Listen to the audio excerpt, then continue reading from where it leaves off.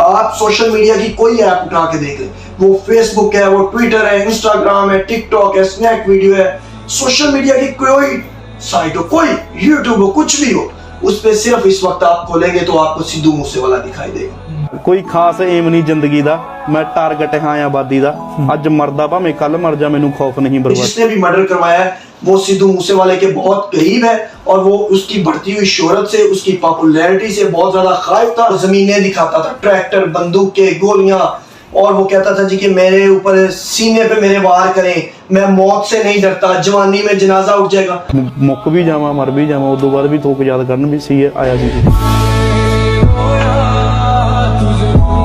सिद्धू मूसेवाले का उस दिन उसकी अपनी गाड़ी की चाबी गुम हो गई अचानक। कि सिद्धू मूसेवाला के बारे में आप क्या कहेंगे? टॉप ट्रेंडिंग में ये बंदा चल रहा है अब तक, ये क्या बला थी?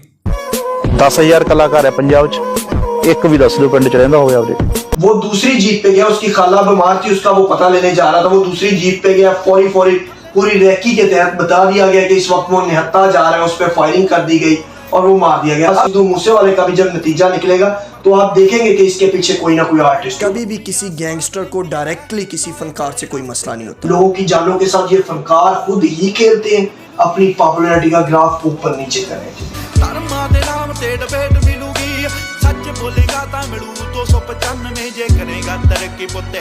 अस्सलाम वालेकुम नाज़रीन, डेली पॉइंट के साथ मैं हूं बिलाल ज़फ़र। नाज़रीन, सिद्धू मूसेवाला को गुज़िश्ता कई रोज़ पहले कत्ल कर दिया गया था। उस हवाले से सोशल मीडिया के हवाले से बात करेंगे कि सोशल मीडिया पे आज तक सिद्धू मूसेवाला ट्रेंडिंग में चल रहा है। वो चाहे कोई भी ऐप हो, लेकिन उसको आप खोलेंगे, उसको ओपन करेंगे तो सिद्धू मूसेवाला के गाने और उसकी रैपिंग और उसकी तमाम वीडियोस को दिखाया जा रहा है कि वो अपने गांव में ट्रैक्टर ट्रॉली चला रहा है या कुछ भी कर रहा है। कहने का मतलब ये है कि ये एक इंडिया का एक ऐसा सिंगर नौजवान 27 साल हुआ है कि आज तक इसको लोग नहीं भूले। इस वक्त हमारे साथ सीनियर शोबिज़ रिपोर्टर कुर्बान प्रिंस मौजूद हैं। इनसे पूछते हैं कि सिद्धू मूसेवाला वाकई ही पॉपुलर था या बच्चों ने ट्रेंड बना लिया है कि वो उसके गानों को पसंद करते हैं। जी अस्सलाम वालेकुम। वालेकुम सलाम बिलाल, सबसे पहले तो अस्सलाम वालेकुम तमाम आपके देखने वालों को जो आपके चैनल को जिन्होंने सब्सक्राइब किया और देखते हैं, और उसके बाद शुक्रिया आपका कि आपने मेरा मौक़िफ़ लेने के लिए मुझे मौका दिया। आम आवाम जिसे हम कहते हैं ना हिंदी में, जनता की आवाज़, वो जनता की आवाज़ था। इंडियन पंजाब की जो आम आवाम थी उनकी आवाज़ था। जो आम नौजवान था, सड़क छाप नौजवान जिसको कहते हैं, वो उसकी आवाज़ था। उसकी उमंगों की तर्जुमानी करता था, उसके ख़्यालों की तर्जुमानी करता था। जिस तरह का कोई आम आदमी, आम नौजवान, सड़क छाप नौजवान ख्वाब देखता है, वो उनकी अपने गानों के ज़रिए ताबीर बताता था कि वही कि कोई भी नौजवान जो ये चाहता है कि मेरी ज़मीनें हों, ठाट बाट हो, नौकर चाकर हो, पैसा हो और मेरे पीछे गन मैन हो। जितने भी आप सिद्धू मूसेवाले के गाने उठाकर देख लें, उन सब गानों में यही कुछ दिखाया गया है उनकी वीडियोस में, और उसके बोल भी कुछ इसी तरह से है। तो यही उसकी पॉपुलैरिटी की जो है वो पहचान है सिद्धू मूसेवाला की। तो इसकी पहचान मेरे ख्याल में जटिज़म जो है, ये जो पैलियों में और फसलों में जो वो जाकर दिखाता है कि मैं एक गरीब से घर का लड़का था और मैं क्या बना। इस बारे में आप क्या कहेंगे कि बाकी सिंगर्स जो इससे हसद करते थे लोग, उसकी बदौलत इसको कत्ल किया गया? आप अगर कहें कि सिद्धू मूसेवाला की पॉपुलैरिटी, उसका जो जटिज़म है वो है, तो वो सिर्फ सिद्धू मूसेवाला का नहीं, आप हिस्ट्री उठाकर देख लें, वो हॉलीवुड हो, वो बॉलीवुड हो, वो लॉलीवुड हो, यानी कि वो हॉलीवुड की फ़िल्में हैं, इंडिया की फ़िल्में हैं, तामिल फ़िल्में हैं, पाकिस्तानी फ़िल्में, जिसने भी आम आवाम की उमंगों पे उनकी तर्जुमानी की है, उनकी आम आवाम की नब्ज़ पे हाथ रखा है, वो हिट हो गया। शायद जो गैंगस्टर थे वो उसकी उसी बढ़ती हुई पॉपुलैरिटी से खौफज़दा थे कि उन्होंने ऐसी बुज़दिलाना हरकत की कि मुस्तकबिल के एक बहुत बड़े फ़नकार को उन्होंने अपने हाथों से कुचल दिया, मार दिया, उसकी जान ले ली। उनको भी अंदाज़ा नहीं था कि ये वो क्या कर रहे हैं। अच्छा कुर्बान, आपके ज़राए क्या कहते हैं कि सिद्धू मूसेवाला को मारने वाले कौन लोग थे? क्या वो अंडरवर्ल्ड के लोग थे या कोई सिंगर ही एक दूसरे से हसद करते हुए इसके ऊपर जान का हमला करवाया और 18 गोलियां मार के इसको मार दिया गया? इस बारे में आप क्या कहेंगे? कभी भी किसी गैंगस्टर को डायरेक्टली किसी फनकार से कोई मसला नहीं होता। बिलाल साहब, आप जितने भी केसेस उठा के देख लें, उनमें हमेशा पीछे कोई फनकार ही होगा। अगर आप जर्नलिस्ट हैं तो मुझे आपसे मसला हो सकता है, मैं भी जर्नलिस्ट हूँ, आपकी बढ़ती पॉपुलैरिटी से मैं खौफज़दा हो सकता हूँ, आप मेरी बढ़ती हुई पॉपुलैरिटी से खौफज़दा हो सकते हैं, या हम दोनों किसी और की पॉपुलैरिटी से खौफज़दा हो सकते हैं, वो हमसे हो सकता है। जो तीसरा बाहर बंदा बैठा है जिसका जर्नलिज्म के साथ ताल्लुक़ नहीं है, उसको कोई मसला नहीं है। तो होता ये है कि ये जो फ़नकार होते हैं, वो गुलकार होते हैं, अदाकार होते हैं, अदाकाराएँ होती हैं, उनकी आपस में जेलसी होती है कि ये मुझसे ज़्यादा हिट क्यों हो रहा है, इसको लोग क्यों साइन कर रहे हैं अपने कॉन्सर्ट्स के लिए। उसके लिए फिर ये लोग सहारा लेते हैं गैंगस्टर का और अंडरवर्ल्ड माफिया का। वो जब अंडरवर्ल्ड माफिया का सहारा लेते हैं तो फिर कुछ लोगों की पॉलिसी आ जाती है, यानी कि कुछ बातें वो फ़नकार उनकी मानते हैं कि हम मुफ्त में आपको इंटरटेन कर देंगे, हम आपके शोज़ मुफ्त कर देंगे, ये कर देंगे, वो कर देंगे। उसके बदले में फिर गैंगस्टर जो होते हैं या अंडरवर्ल्ड माफिया होता है वो फिर उनको फ़ायदा पहुंचाता है और वो ख़ात्मा कर देता है। और सिद्धू मूसेवाला जैसे दिलेर निडर आर्टिस्ट जो है वो इस दुनिया से चले जाते हैं। बिल्कुल नाज़रीन, कुर्बान प्रिंस ने एक बहुत बड़ी खबर दी है कि इन फनकारों के पीछे जो है गैंगस्टर्स और अंडरवर्ल्ड डॉन तब ही पड़ते हैं जब इनके ही अपने साथी जो सिंगर है या अदाकार है, जब वो उनके ख़िलाफ़ उन गैंगस्टर्स से रब्ता करते हैं और उनको जान से मारने तक का टास्क देते हैं और पैसे भी देते हैं।